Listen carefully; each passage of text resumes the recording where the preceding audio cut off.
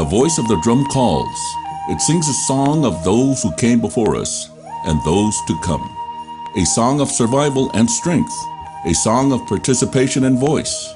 A song that calls us together. When we come together and participate in the 2010 census, we use this tool as the voice of all our Native people. Our voice.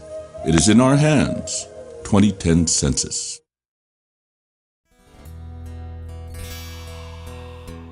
Hello, I'm Kimberly Acosta. Welcome to this edition of the Native News Update.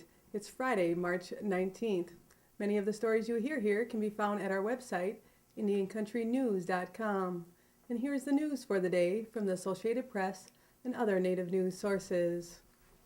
Santa Fe police said a man known to be a repeat drunk driver is responsible for a 5-vehicle pileup on March 5th in Santa Fe, New Mexico, that killed 2 Navajo sisters, Del Lynn and Deshana Beshlaki. The Beshlakis were very well known at Newcomb High School, where Del graduated in 2008, and Deshana was months away from her own graduation. Both Del and Deshana played basketball, and it was basketball that brought them to Santa Fe that night. Deshana's high school team had a game. She was injured and didn't play, but the tight-knit family still made the trip. Not long after the game, tragedy struck. Police said James Ruiz, 34, a man with a history of reckless and drunk driving, plowed into the car Deshana and Del was riding in with their parents. Ruiz is charged with 2 counts of vehicular homicide and 1 count of driving on a revoked or suspended license. 3 men were arrested on suspicion of stealing artifacts from a Native American burial site. The suspects were found by law enforcement at a site in the Santa Monica Mountains in Ventura County, California. 22-year-old Noah Erickson, 37-year-old John Watson, and 40-year-old Frederick Vilela were arrested on March 1st and later released. Authorities say the men were located after receiving a report of people with flashlights near a known Native American site. Deputies say the 3 men were in possession of artifacts from the site. A search of the suspect's home also turned up more artifacts that had been illegally taken. The Native American Rights Fund has received $1.5 million grant from the Yocha-Dehi Winton Nation to be distributed in $500,000 allotments over 3 years and used for general operating expenses and special projects. Tribal contributions are important to help underwrite NARF's work. This recent gift is one of the largest tribal contributions ever bestowed on the organization. Since its founding in 1970, NARF has represented more than 250 tribes in 31 states in matters that have had a significant impact on the rights of all Indian people throughout the country. World Water Day, which is March 22nd, is an international day of observance and action to draw attention to the plight of the more than 1 billion people worldwide that lack access to clean, safe drinking water. The Midewin-Wanakwe of the Three Fire Society invite all Midewin and community members to raise awareness for World Water Day and to care for the water.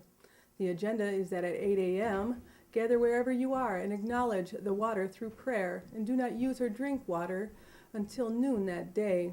Then share your story at the Water Walkers website, which is MotherEarthWaterWalk.com. Elder Josephine Mendoman from Mother Earth Water Walk shares this message. That water is alive. Water has feelings. Water can hear. Water can sense what you're feeling. Because when we walk around all the lakes, we sing for the water. We sing our water songs.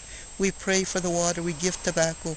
Every stream we see a lake or even a little creek, we stop and give it tobacco, and we pray for that water. The Jimi Hendrix Experience Valleys of Neptune enters the Billboard 200 at number 4 on March 14th, putting the rock legend back in the top 5 nearly 40 years after he died at a tragically young age of 27. No other artist has cracked the top 5 this long after his death. Elvis Presley is in second place. His Elvis, Second to None, debuted at number 3 in October of 2003, a little more than 26 years after his death. Hendrix is the second music legend to make the top 5 posthumously in the past 2 weeks. Johnny Cash bowed at number 3 2 weeks ago with American 6, Ain't No Grave. There's a national contest going on to determine which is the coolest small town in America, and at last check, Ely, Minnesota was winning it. Furthermore, the town could stand to win much more financially this summer, and it's all because of a black bear named Lily who gave birth to her cub, Hope, in January. You can watch Lily and her cub, Hope, on the website bear.org. The bears are in a den just outside of Ely and bringing the town some national attention. Ely is in first place on an online contest at budgettravel.com. With a Facebook fan site with over 89,000 fans, Lily's Den Cam brought people out of the woodwork. Those fans found budgettravel.com's contest and got behind Ely, voting for it by the thousands. They wanted Lily's town to be known as the coolest town in North America, said Dr. Lynn Rogers. He said the fans of Facebook have fallen so deeply in love with the bears in Ely that after the contest ends, they're planning to come to Ely to meet the bears and each other in person. And that's the latest roundup of news from Indian Country on this edition of the Native News Update. Thank you for joining me, and I'd like to leave you with this message from Joanne Shenandoah. Have a grand day. Sago, I'm Joanne Shenandoah. Recently I learned that one of our Onondaga relatives has leukemia. Taylor Matt is 17, a high school senior, and a lacrosse player. As an athlete, she's won many games on the field, but now she is in the fight of her life. Taylor needs a bone marrow transplant from a Native American donor. Less than 2% of the 7 million registered donors are Native. The odds are high against finding a match for Taylor, but with your help, we can find that donor. You, as a Native, can bring hope and healing to leukemia patients. We need you to join the National Registry of Bone Marrow Donors. Testing is as simple as brushing your teeth and feels just as good.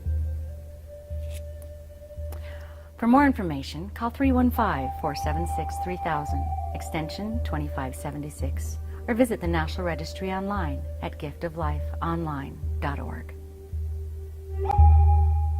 Yawanko.